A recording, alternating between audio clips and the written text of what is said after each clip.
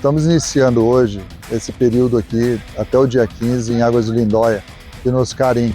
A gente vinha já de 10 dias, né, de pré-temporada lá no Brinco, e que é fundamental. A gente passou pelos exames, pelos testes, né? Então agora a gente vai poder aproveitar mais. O Humberto vai ter o grupo todo à disposição, pelo menos 90% do elenco está na mão dele, né? Então isso vai dar uma qualidade para o trabalho. Ele pode botar mais conteúdos, né? E aproveitar que os atletas vão estar no controle total, né, em relação à alimentação, à recuperação deles. É fundamental esse investimento que o clube está fazendo, que a gente vai com certeza colher frutos aí durante a temporada.